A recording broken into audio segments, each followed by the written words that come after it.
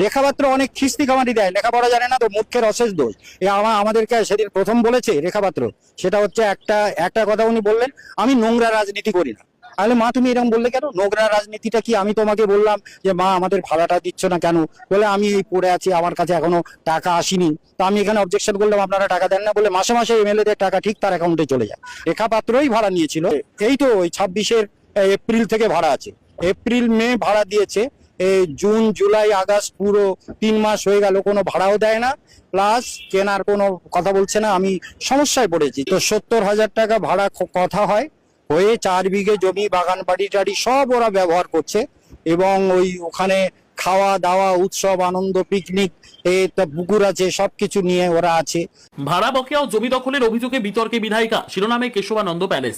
উত্তর 24 পরগনার হিঙ্গলগঞ্জের লেবুখালীতে কেশবানন্দ প্যালেস ঘিরে জমি দখল ও ভাড়া বকেয়া নিয়ে শুরু হয়েছে তীব্র বিতর্ক। স্বামী কেশবানন্দ মহারাজ অভিযোগ করেছেন, বিধায়িকা রেখা পাত্র তার জমি ও বাড়ি দখল করে রেখেছেন এবং দীর্ঘদিন ধরে ভাড়া দিচ্ছেন না। কেশবানন্দ মহারাজের দাবি, 4 বিঘা জমির ওপর নির্মিত 3 তলা বাড়ি কেশবানন্দ প্যালেসের 12টি ঘর বিধানসভা নির্বাচনের আগে ভোটের কাজের জন্য ভাড়া নেন রেখা পাত্র। মার্চ মাস থেকে তিনি ওই বাড়িতে থাকছেন এবং কেন্দ্রীয় বাহিনীও সেখানে ছিল বলে জানান তিনি। অভিযোগ অনুযায়ী মার্চ ও এপ্রিল এই 2 মাসের ভাড়া দেওয়া হলেও তারপর গত 3 মাস ধরে আর কোনো ভাড়া দেওয়া হয়নি। পাশাপাশি 1,25,00,000 টাকায় বাড়িটি কেনার কথা থাকলেও তা এখনো কার্যকর হয়নি বলে দাবি কেশবানন্দ মহারাজের। তার আরো অভিযোগ, ভাড়া না দেওয়ার পাশাপাশি তার সঙ্গে দুর্ব্যবহারও করা হয়েছে। নিজেকে বিজেপি সমর্থক বলে দাবি করে তিনি জানান, সেই কারণেই তিনি প্রথমে বাড়িটি ব্যবহারের জন্য দিয়েছিলেন। সমস্যা সমাধানের আশায় তিনি শাসক দলের শীর্ষ নেতৃত্বের দ্বারস্থ হয়েছেন। অন্যদিকে পাল্টা বিধায়িকা রেখা পাত্র বলেছেন, উনি ওখানে সাধারণ মানুষের কাছে সই নিয়ে জমির দখল করে গেস্ট হাউস বানিয়েছেন, নোংরামি করছেন। আমরা ওখানে গিয়ে পরিবেশ পাল্টে দিয়েছি, মানুষ সেটা বুঝতে পেরেছে। 1 মাস পা ভেঙে বসেছিলাম, তাই জন্য ঠিকমতো যোগাযোগ করতে পারিনি। আমিও মহারাজের ওই বাড়িটা দেখেছি। আর উনি আমাদের যে মুখ্যমন্ত্রী যে জনতার দরবারেও গিয়েছেন নাকি এই বিষয় নিয়ে। আপনারা জানেন যে আমার পা ভেঙে যাওয়ার জন্য আমি 1 মাসেরও অধিক, আজকে 1-1.5 মাস হতে যাচ্ছে, আমি বিধানসভায় যেতে পারিনি। এবং উনি আমাকে ফোন করেছিলেন একদিন যে আমাদের ঘর ভাড়াটা মিটান, 2 মাসের ঘর ভাড়া। এবার ওনাকে আমি বললাম যে আমি ঘর ভাড়াটা আপনাকে যত সম্ভব আমি দেওয়ার চেষ্টা করছি, আর আমি তো এখনো তো বিধানসভায় কাগজপত্র জমা দিতে পারিনি, অথবা আমার মায়নাটা কোনো ঢোকেনি, এগুলো আমি দিয়ে দেবো, আপনার খুব তাড়াতাড়ি, আপনার চিন্তা নেই, আমরা তো ছেড়ে পালিয়ে যাচ্ছি না। কিন্তু উনি যে কথাটা বলছেন যে ওনাকে নাকি 1.5 কোটি টাকার বিষয়, একটা ঘরটার বিষয় তুলছে, যে উনি আমাকে প্রপোজালটা দিয়েছিলেন যে 1.5 কোটি টাকায় আমার বাড়িটা কিনে নাও।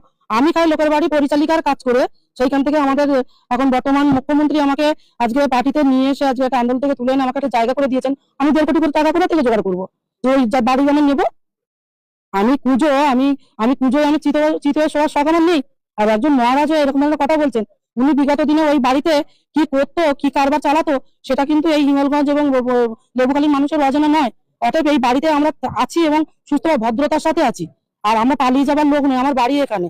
অতএব ওনার যে টাকাটা, ওটা 50,000 টাকা দিয়ে দেওয়া হয়ে গেছে।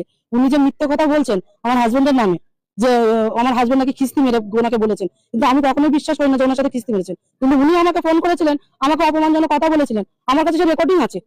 আমি তখন বিডিও অফিসে আছি, ফোন আমার বাড়িতে। আপনি যদি আমার সাথে আমার ওখানে যান অফিসে, আমি অবশ্যই আপনাকে রেকর্ডিংটা দিয়ে সাহায্য করতে পারি। যে একজন মহারাজ, ওনাকে আমি যথেষ্ট সম্মান করতাম, কিন্তু ওনার এই আজকের এই ব্যবহারটা দেখে আর সম্মান করা যায় না। একটা গেস্ট হাউস, যেটাকে আমরা পার্টি অফিস অথবা ভারতীয় জনতা পার্টির একটা মন্দির গড়ে তুলেছি, সেই মন্দিরে উনি বিগত দিনে যে নোংরামিটা করতেন, এবং উনি ভাড়া দিয়ে সেখানে বাইরে থেকে মানে কি বলবো একটা র্যাকেট চালাতেন ওখানে। হ্যাঁ, তো ওনাকে উনি আমাকে যখন, আমি ওনার মেয়ের বয়সী, উনি আমার পিতৃতুল্য একজন ব্যক্তি, তো উনি আমাকে অসম্মান করলেন আজকে। আমি ওনাকে অসম্মান করতে চাই না, কিন্তু উনি আজকে উনি হয়তো ভুলে গেছেন টাকার লালসায়। উনি দেবেশ মন্ডলের খুবই ঘনিষ্ঠ, আর উনি চাইছেন যে রেখা পাত্র নামে বদনাম করে আমি গেস্ট হাউসটা বিক্রি করবো। গেস্ট হাউস কেউই নেবে না, কেন সবাই জানে যে ওখানে কি হতো। আর মহারাজ ওটাকে বৃদ্ধাশ্রম করবে বলে ওই জায়গাটা, ওই গেস্ট হাউসটা বানায়, এবং ওই জায়গাটা মানুষের কাছ থেকে সই নিয়ে উনি ওই জায়গাটা ওটা বানায়। তারপরে উনি ওখানে বৃদ্ধাশ্রম করেনি, ওখানে এইসব কারবার চালিয়েছেন। আর আমি সম্মানে ওখানে আছি, আমি পালিয়ে যাওয়ার মেয়ে নই। 10 পয়সা যদি উনি পান, 10 পয়সা ওনাকে আমি দিয়ে যাবো।